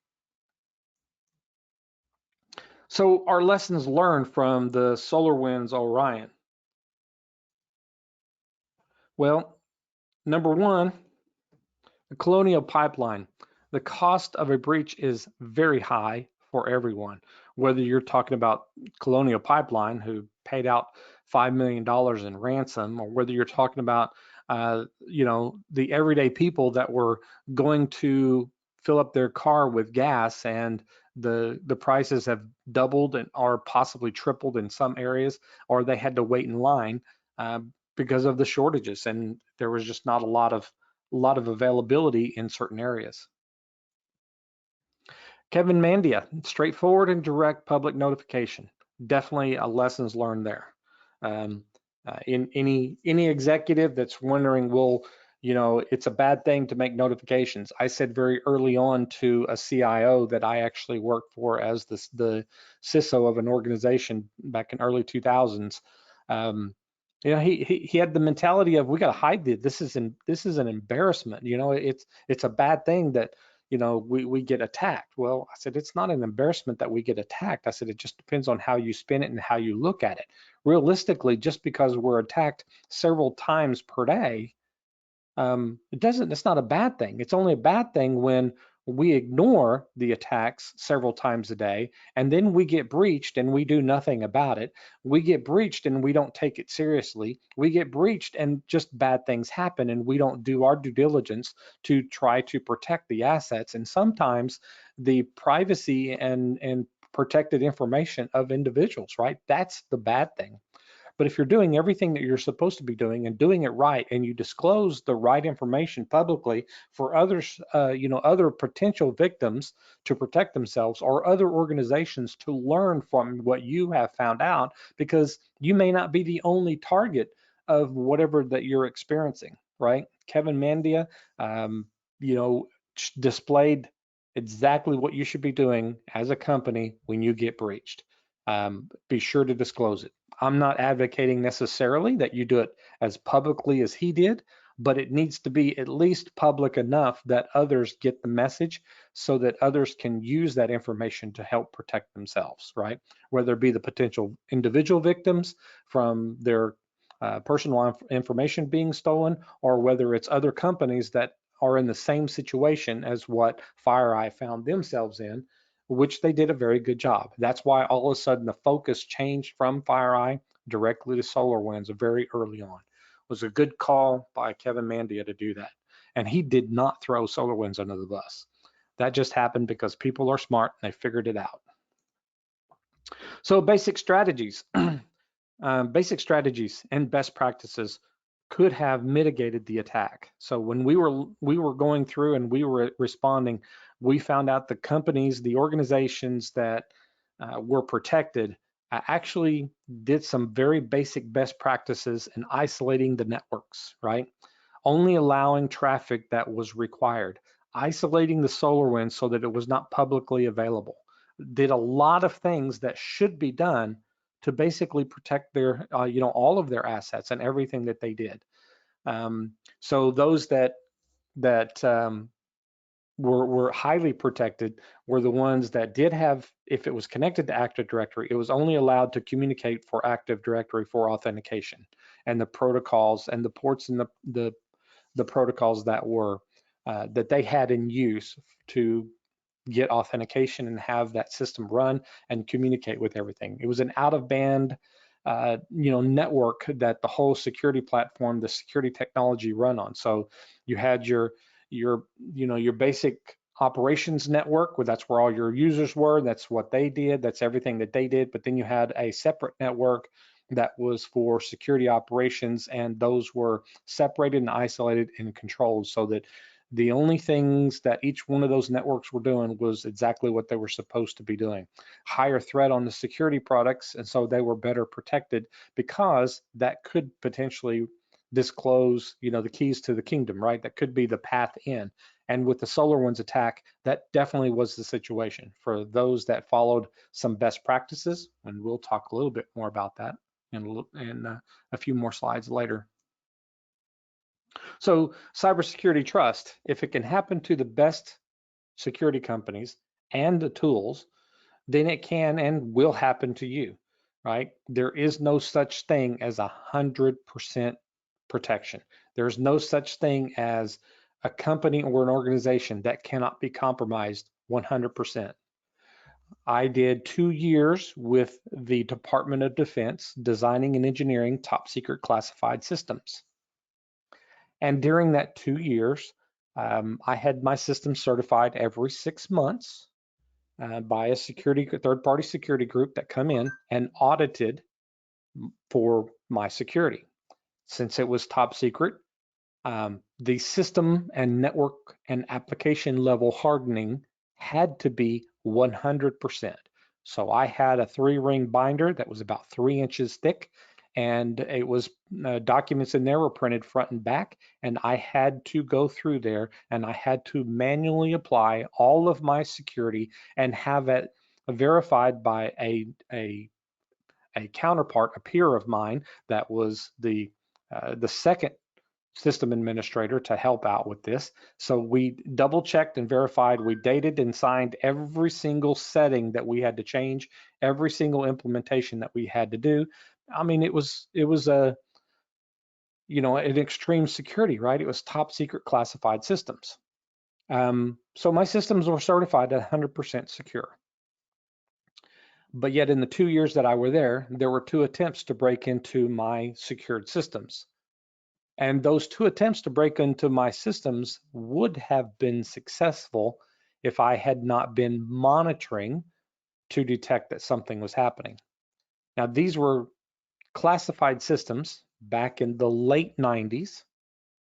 And at that time, the only third-party security tool that was even authorized to be installed on those systems was Semantic Antivirus. So it was the endpoint security that was available at the time. That was it. There was no firewalls. There was no IDS. There was no other application or security tool allowed to be installed on these operating systems. It was actually made it insecure by doing so. We could talk about that offline, but that's the way that was then. So when I say monitoring, we created additional logging, additional auditing. So there were additional logs that were created because of it being classified. And so part of my job every single day was to go in and to look at those logs. And I had 35 systems that I was responsible for. And yes, the first 2 hours of my job was to go in and read every one of the logs every single day. And I'd love to sit here and convince you that I am just that good, that I can sit there and I could read all of the logs that were available on those 35 systems in 2 hours, and I'd be lying to you. So then how did I do this in such a way that I was able to detect 2 attempted break-ins on my systems? Well, when you pull up the logs and they're so controlled, that means that, if they're 100% secure, you know that every piece of log that's on there is 100% verified and validated logs, meaning it can be trusted 100% because they're secure. It's top secret classified. So when you look at the logs, it's going to be 100% of those logs are legitimate traffic. So if I just looked at the logs and I held down the scroll button and I just let it scroll through the pages, it established a pattern. And I learned that pattern looking at those systems every single day. And every time that I come up with something, there was a pattern that changed. I'd stop, I'd go back up, I would look to see what that was, and I would have to go and investigate and figure out, is that an attack? Is that some kind of malicious code, or what's going on, right? The majority of the times, it may happen maybe once a week that there would be some kind of pattern that was off, and I have to look at something. And most of the time, I can attribute it to some patches that we installed that created something a little different. Sometimes it was the users when they would click on the wrong button. Sometimes it was the users because they forgot their password. There were different things like that that just kind of threw things off, and I had to look at it. So those 2 attempts, I found them and I reported them, and of course it started incident response. The only place that I ever worked at where you can literally shut down an operations of about 300 people to focus on doing nothing but investigating what happened for about 3 weeks. I mean, it shut down every project, everything. There was nothing else going on except for investigating and supporting the efforts to figure out what's going on, what happened here. And I know that those were not successful, but I can tell you that if I did not do my job and I did not look at those logs, those attacks on my systems would have been successful. And you say, well, wait a minute, how can that be if they were top secret classified systems and they were certified to be secure 100%? Okay, well, let's talk about what kind of systems they were. They were Microsoft operating systems.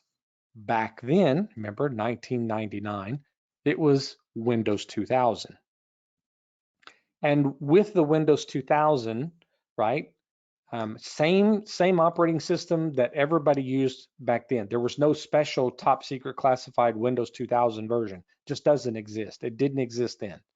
But it was all the changes that we made that is now publicly available, by the way, under system hardening, various different resources. But with that Microsoft operating system, there were 2 vulnerabilities of patches that had not been released yet.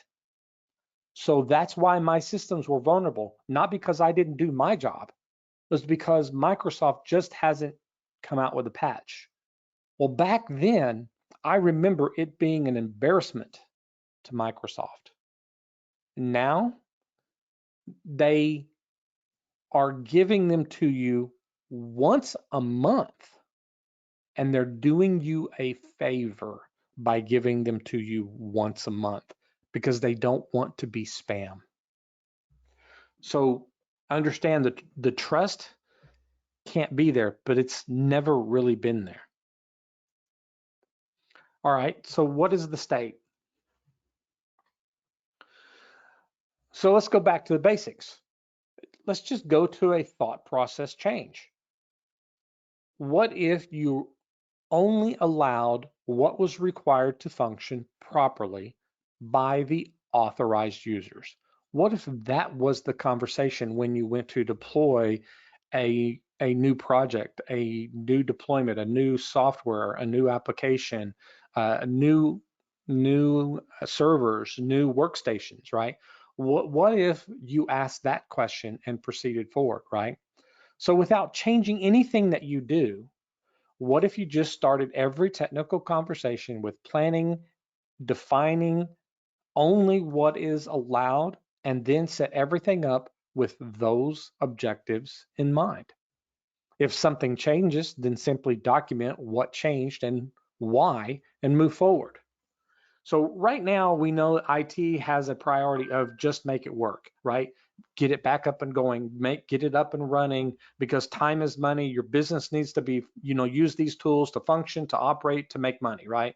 And for a long time, IT has gotten very good at making it work.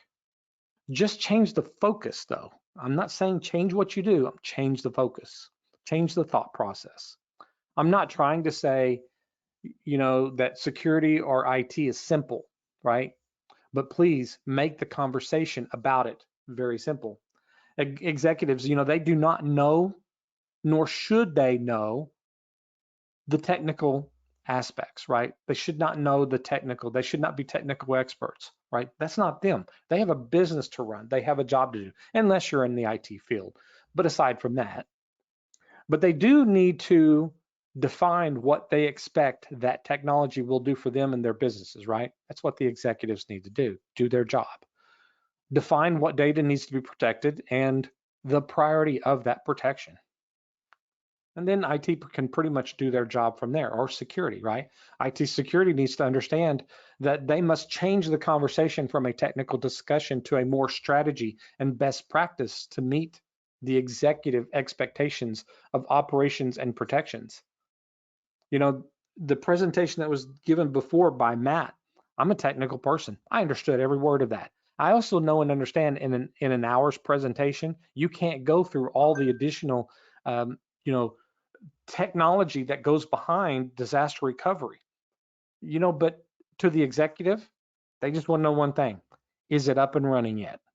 How fast can you get that back up and going, right?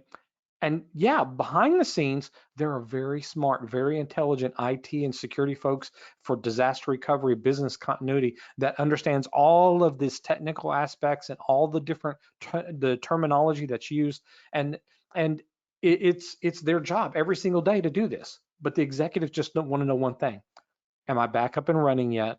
And how long will it be before I am, right? The executives need to just understand that no one can 100% stop an attack or a compromise.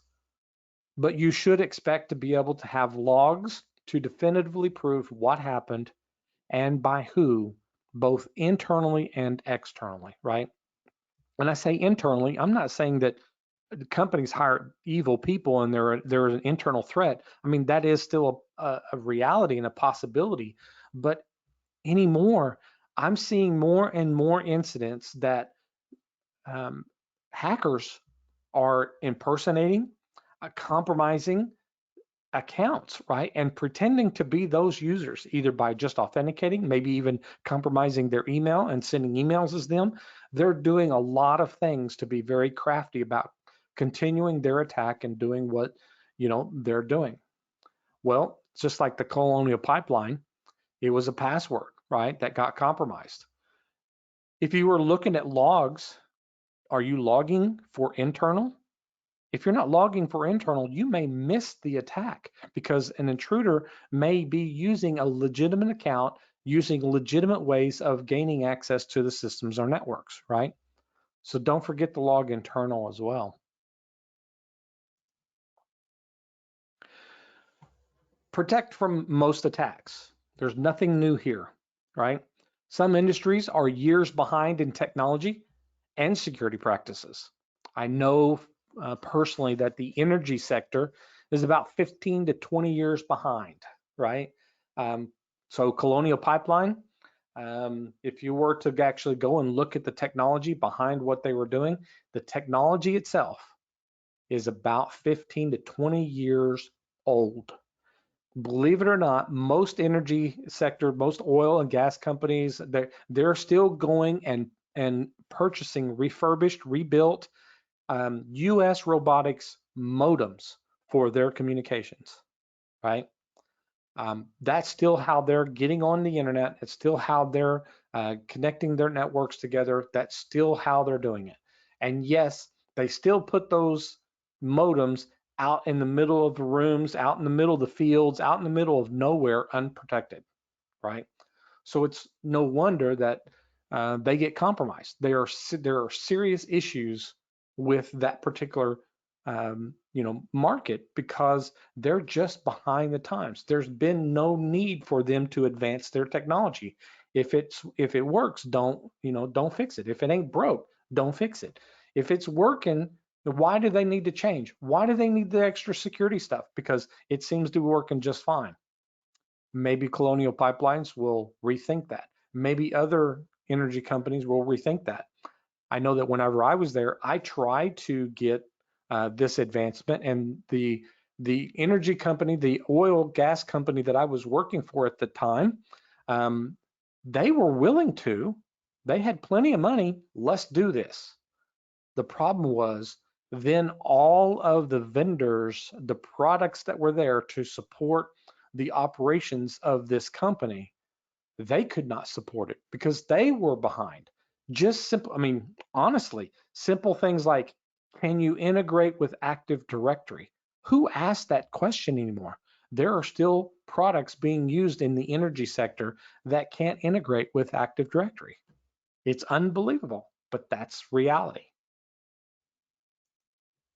You need to really think about what is most important in security solutions if you cannot prevent an attack. Isolating and segmenting your network can prevent an attack like SolarWinds from being an issue. Multi-factor authentication, right? Enforce that. Multi-factor is a solution for now and will always be needed. But please understand, hackers have already found ways around this technology. Make a plan and practice it, at least on a small scale, a team, a department, whatever, at least once per month. And then on a large scale, at least once per year. And you need to practice it, right? Whether it's an IR plan, disaster recovery plan, business continuity plan, anything in the response areas, right? There's a disaster, you need to respond to it, whether it's going to be the incident response, whether it's going to be the disaster recovery or business continuity or whatever is going to be needed to get operations back up and going again. Practice it, practice it, practice and practice. How about backups? This is one that I know I was dealing with in 1986 and one of my first jobs. That whole entire operations was backup, backup, backup, backup, right? Your data, system images, and configurations.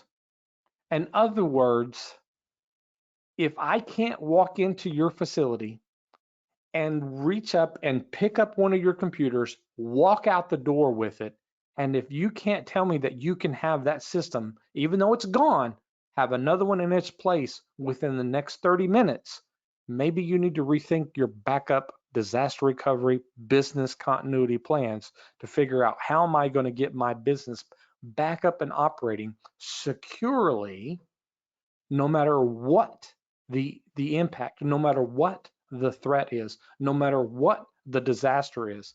Can you do that?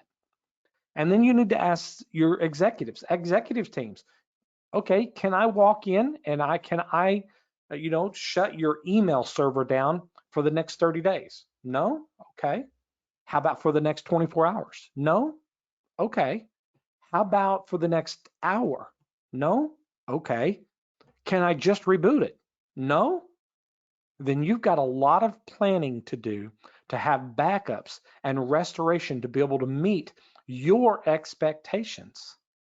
And whether that you put that in your disaster recovery, your business continuity, or your incident response plan, or all three. You better figure out how your backup solutions are to get your operations back up and going. But today, you need to keep them offline, right? You can't have them as a part of your network. You can't have them within your organization because ransomware is now going after backups. So those can be compromised as well. Test your backups. It's one thing to say, yep, got it all backed up. Yep. Can you restore that? get you a test environment and test your people. Give them a timeline. If you said that you want this to be back up and going in 30 minutes, give them a room, isolate them on their own network, say, restore this server, restore this service, restore this, go. And see if they can do that. If they can't do that, figure out why not. Keep going, right? So proper backups, they mitigate the impact of a ransomware taking down your network or other attacks. Simply somebody tripping over the power cord, taking down the server. It doesn't matter what happens or why. If you're not prepared, then you're not prepared. You will not need to pay the ransomware to get a key if you just can restore the data because you've got it backed up. Data exfiltration is another issue. I get that, right? Learn what manual data loss prevention solutions are. I know there's automatic DLP solutions, that's fine, but learn manually. Learn how to protect the data that needs to be protected, right? And learn it from not only an electronic perspective, a logical perspective, but also a physical perspective as well. You can't leave out anything, right? Data loss prevention. A lot of people think about data loss prevention. Well, I don't want them to be able to copy it to a hard drive. Well, data loss prevention may be, yeah, I need to be able to copy it from a hard drive from, a data storage facility that we got that's, 100 miles away. How do you do that? How do you do that real quick? How do you do that, but yet still keep that data secure? Still keep it updated, right? It's got to be there in order for you to restore it. All right, how about the SolarWinds type of attacks, right? It's not just SolarWinds. All products are susceptible to this type of an attack. I was, when I was the system administrator and Microsoft was putting out those patches, I can remember that, that whole transition from Microsoft being that, you had to have like a subscription to their services to even be able to get access to whatever patches they were, and you had to know where they were at because they just didn't make it very well known. And now we've gotten to where we're at today. I do look for the day that Microsoft changes their entire platform, that they'll give you the Microsoft operating system, but you're going to pay a subscription to keep it updated. And then it'll be on you to go and get them updated as often as you want, as opposed to them pushing them out. Maybe 10 years, I don't know. But I do see that shift, and that's what I predict will be in the future for all operating systems. It's the kind of model that's always been there in Linux, but I think you'll see that in Microsoft, because the biggest effort that Microsoft or any company, I don't want to throw Microsoft under the bus, they're just one of the big boys, right? And as far as for a platform that it touches everybody's lives, it's going to be one of those things that they're going to have to change that model, because that's the most difficult thing for them to keep up with, is all the patches. But I think what everybody needs to understand, even though that they're not spamming you and they're giving you those patches once a month, right? If you read the entire release, there are vulnerabilities that they tell you about that there is no patch for, and they're not even going to create a patch for. That means that you have to make some kind of manual changes to your network, to your operating system, to your applications, to however you're protecting these. There are manual changes that you need to make in order to protect your systems. Most people don't even realize that, because they just turn on automatic updates or go through some process to make sure that they get installed. But if you read all of the releases, they very commonly release vulnerabilities and how to fix them, but there's no patch, right? Sometimes they'll put out a patch, sometimes they won't. But keep in mind, for every vulnerability that any company, any vendor, any product they put out a patch for, there are many more times of vulnerabilities that are there that nobody knows about yet. The hackers are looking for them all day, every day. Maybe hackers knows about some that nobody else does. Those are zero-day attacks. Sometimes they know about them for one day. Sometimes they know about them for years. And that's why you see these bug bounties is what they're called. So you'll see hackers get paid to work for Microsoft, to work for Google, and they'll pay them large sums of money to go out and find these vulnerabilities. And yeah, these companies will pay them, because even if they pay them, $100,000 for finding a bug in their system, that is way cheaper than it getting out to the public and them losing market share, them losing money to have to recover this, to have to fix it in emergency situations. It costs lots of money. So what's left? The zero trust strategy, right? Do not trust anything internal or external. Verify anything trying to connect before granting access, right? No access to an IP address, or machine, or an application, etc., until you have verified and authenticated the communications, and continuously verify and validate the access, not allowing anything by default or automatically. Back in the early 2000s, right, we called this zoned security. The terminology has changed. The concept has really kind of developed out, but the concept that we had is we broke up that defense in layers, right? You have multiple layers of defenses, right? What we did was added a zone to each asset that we wanted to protect. Define asset, right? I mean, it could be anything. An asset could be an individual user, could be an individual user account. It could be the account and the password as separate assets, right? So define asset any way you want. You add a zone to each asset that we wanted to protect. Well, what do you mean? What do you mean wanted to protect? We had assets that we didn't care.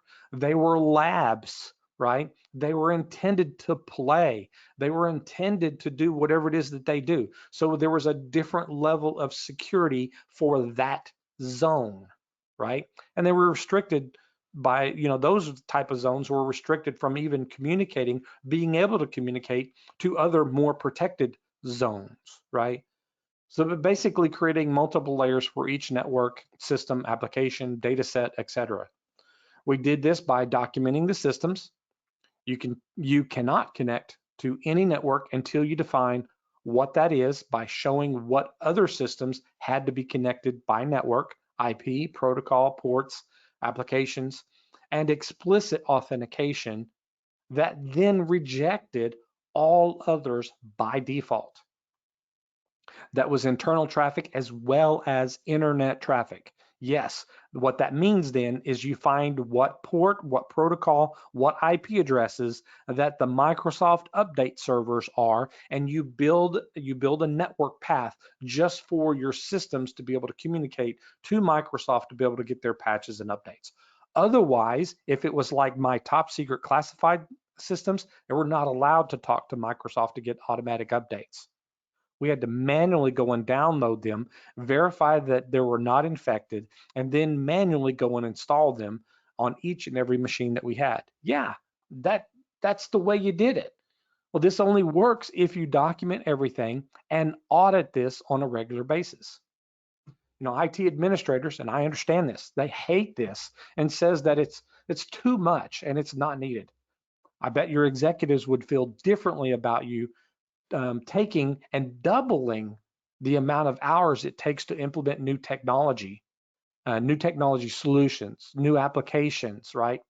If that will save you from a catastrophic breach of protected data, then the executives are going to take that. You can double or triple the amount of hours that it takes to implement the new technology if it means better protection.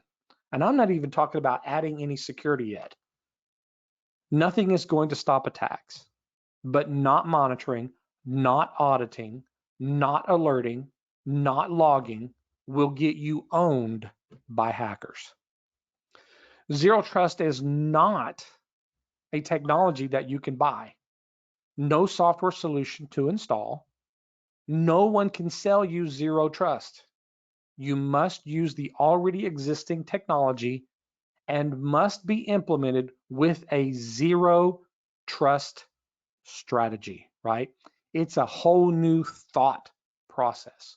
Just change the thought process and implement your new technology, your new applications, your new platforms that you get into with this in mind. At least have that conversation that way. You won't be great at it at first, but if you continue to have that conversation and everything after that, well, this didn't work. Why did it not work? And it's not what we got to do to make it work. It's how did we fail, right, to set this up so that it didn't work in the first place, right? What else is it that we need to open up, right? Normal conversations about technology and implementing it is just opening it up and making sure that it works. And then you say, okay, well, let's make it available to, you know, the internet, or let's make it available to this group of users. Whereas you need to change that thought process and just say it a little differently. We need this only available to this group of users. We need this only available to this network, and then set it up that way, right? It seems simple, but until you get started, it's hard to kind of see how that's going to help you. But starting at it from a security approach first, meaning this, I can turn the system on, I can install it, I can do everything, but nothing will work until I define what it's supposed to do and only allow what it's supposed to do and explicitly reject everything else, right? So cybersecurity after SolarWinds, you know, attacks that will never stop, right? They will not ever stop. Attacks will increase, that's for sure. Attacks are increasing every single day. When there's money to be made in the tune of $5 million for probably what constitutes just a few hours worth of work, yeah, hackers are going to be very busy. Hackers will not stop until they get what they want, that's for sure. They may not get it from you, but they're going to get it. Do not fight electronically with a hacker. You will lose. You must protect your business. However, they can be destructive and not care, right? They can care less. So it's almost no matter what you decide to do after a breach or during an attack, doesn't matter what you decide, you still have the overall requirement of protecting your business and your assets. They do not care, because if you piss them off, they're just going to destroy everything you have, right? It's still all for the monetary gain. Before they destroy it, they'll probably copy it and then still try to sell some of the information or figure out how to utilize some of the information to make money. We do know that for the bare minimum of just a compromised system, who cares what data's on it? Just a zombie, a computer that is available for a hacker to use, sells on the black market right now for $25 each, right? So if I can just compromise systems, I don't need to steal the data. I don't need to even let you know that I'm there. Heck, I'm going to be a nice guy. I'm going to try to patch your systems and make sure that it's always going to be available, because I need time to sell this on the black market for $25. The most common computers that those are the ones that homeowners, the home users say, well, that computer, that's old, that's just for my kids. Well, kids don't care. They don't care that the mouse is moving by itself or anything else like that. They don't really care, right? So those are gold mines for hackers, right? So zero trust, do not trust anything. Stick to the basics with a plain and simple, common, everyday language. That is going to be your best bet. Keep it simple. Don't trust anything. And with that, what questions do we have?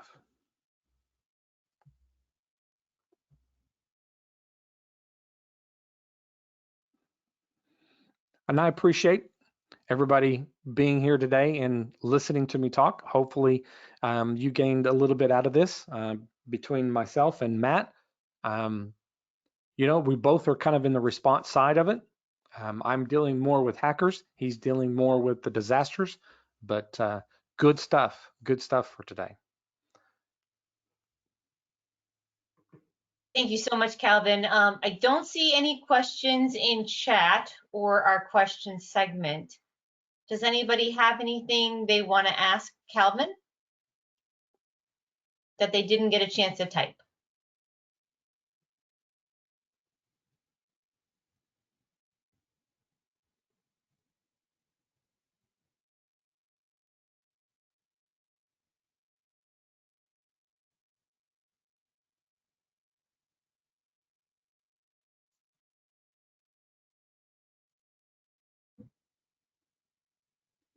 Okay, it doesn't look like there's anything here, but as always, if you have any questions after the fact, we do send a survey out to everybody here, and we would love for you to share your feedback with us, and we really eagerly look forward to our next meeting. And thank you, Calvin, and thank you, Matt, for speaking today at our chapter meeting, and I hope everybody has a wonderful rest of their day.